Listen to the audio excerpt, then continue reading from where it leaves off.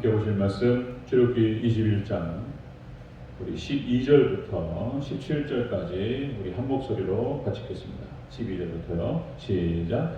사람을 쳐 죽인 자는 반드시 죽일 것이나 만일 사람이 고의적으로 한 것이 아니라 나 하나님이 사람을 그의 손에 넘긴 것이며 내가 그를 위하여 한 곳을 정하리니 그 사람이 그리로 도망할 것이며 사람이 그의 이웃을 고의로 죽였으면 너는 그를 내 제단에서라도 잡아내려 죽일지니라.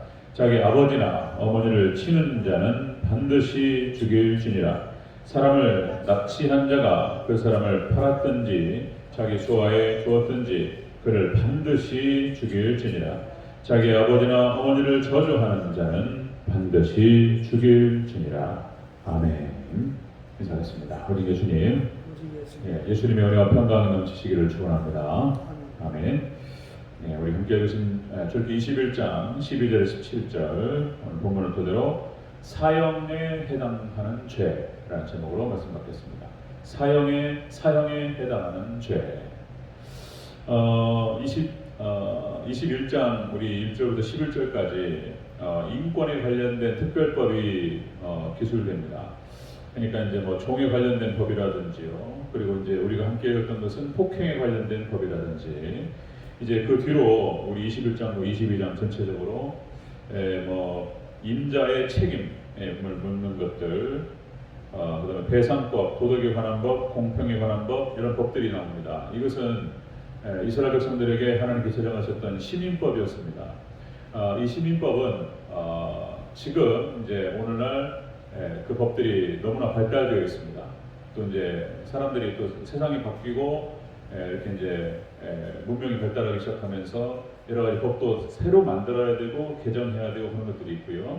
시민법은 말씀드린 대로 그러니까 제사에 관련된 법, 의식법과 함께 그렇게 해서 이제 폐지가 됩니다.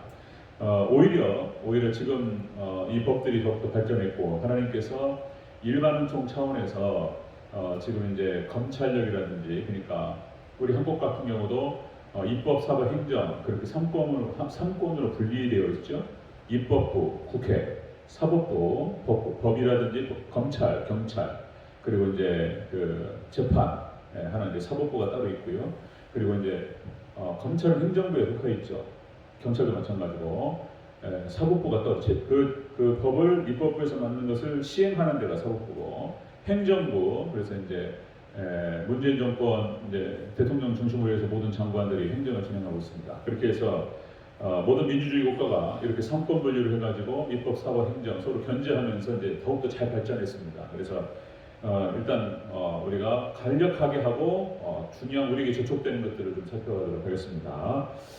일단은 이런 어떤 이스라엘 백성들에게 있었던 시민법이라고 하는 것은 기본적으로 하나님의 사랑 그리고 하나님의 인애가 흐르고 있어요. 사랑이 쫙 밑에 흐릅니다. 그리고 공평과 그리고 정의의 중심을 가지고 갑니다.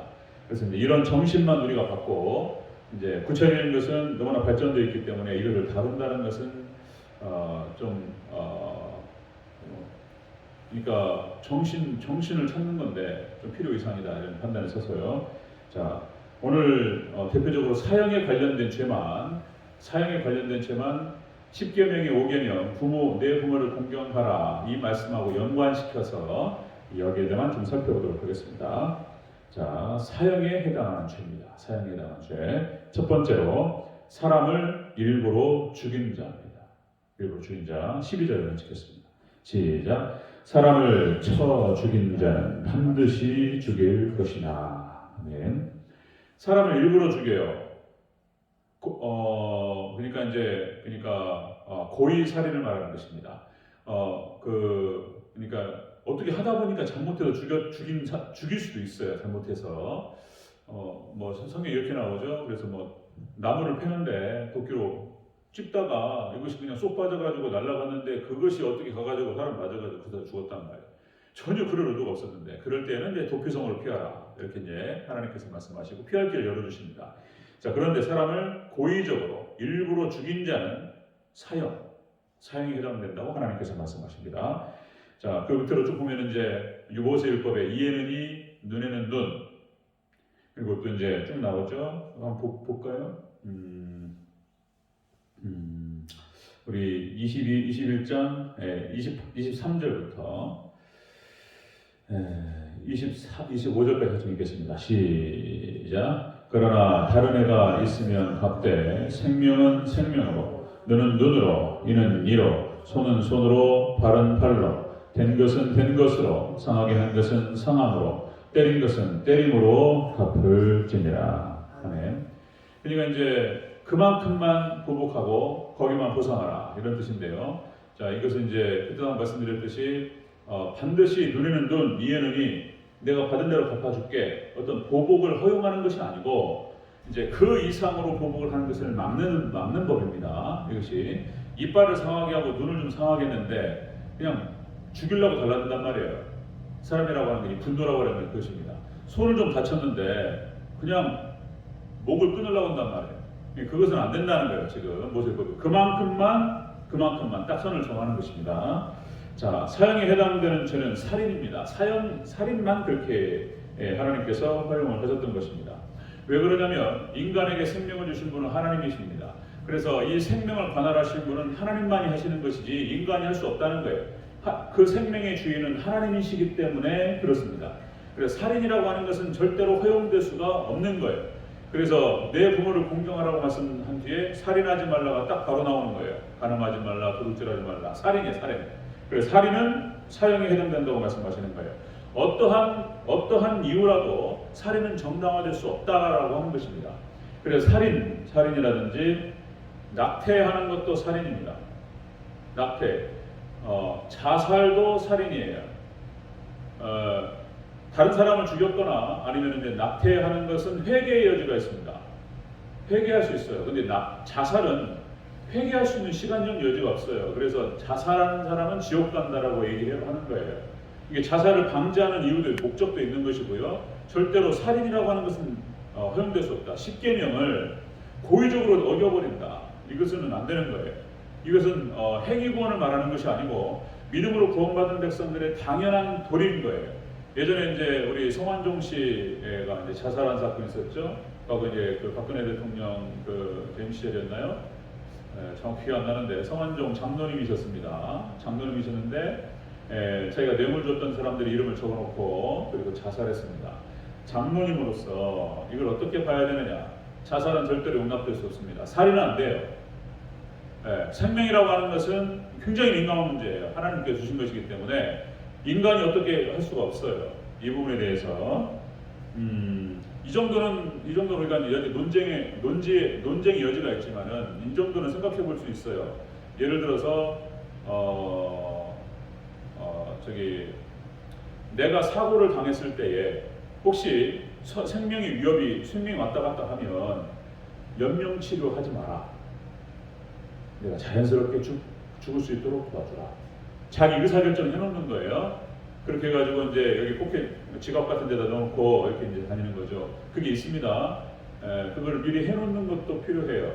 왜 그러냐면은 이제 의식불명 상태이기 때문에 그분이 연명치료를 할 것인가 말 것인가 자녀들도 결정을 못 해요. 그분은 이제 그냥 계속 지금 의학이 발달하다 보니까 살려요. 그래가지고 거의 식물인간 상태에 있었던 지금 누굽니까? 삼성 회장 이건희 4년인가 5년인가 따라 연명치료했습니다. 이 의학이 발달해서 숨이 안 끊어지긴 한데 그걸 죽은 상태인데 이제 그렇게 할 수가 있어요.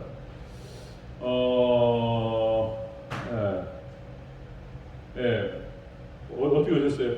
앉아 계세요. 예배 드리는 거예요 지금. 2층으로 올라갔어요. 2층으로. 지금 비상대책이 모인다고 해서 나는 좀 예배 드린다고 안 된다고 그랬어요. 그렇습니다. 그래서 뭔 얘기하다가 끊어버렸네. 낙태 안 됩니다. 낙태 안 되고 자살 안 됩니다. 하나님께서 정하셨어요. 생명은 인간 마음대로 안 됩니다.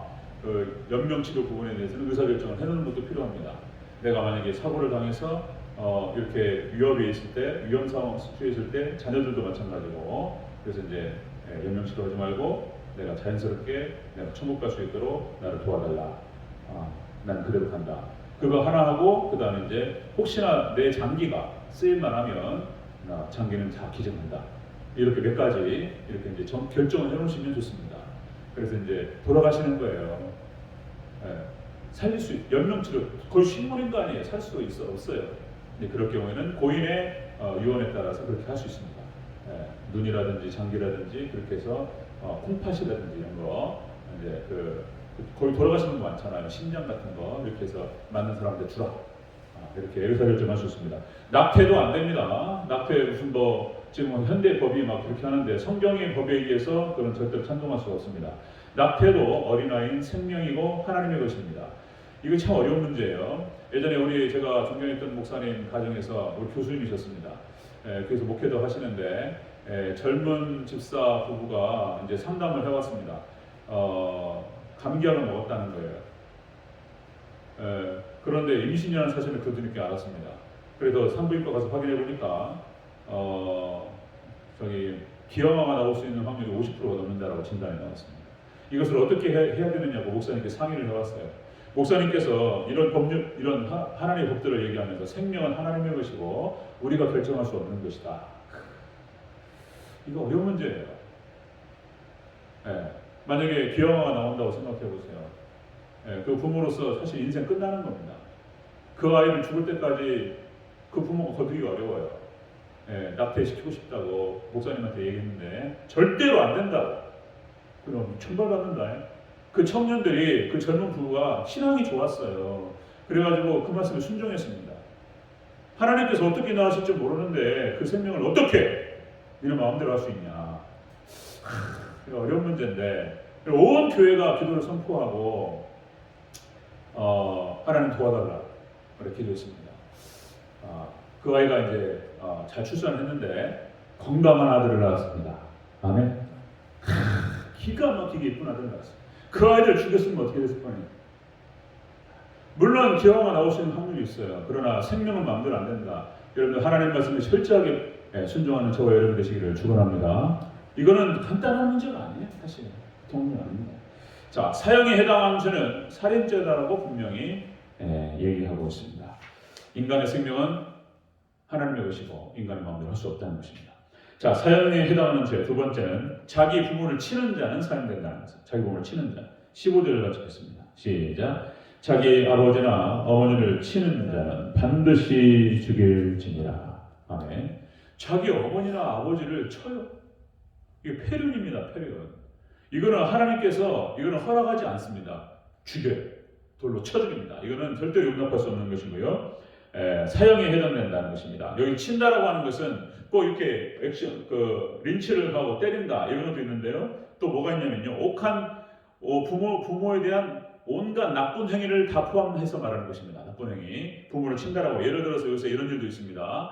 치매에 걸린 부모님을 버리는 경우가 있어요.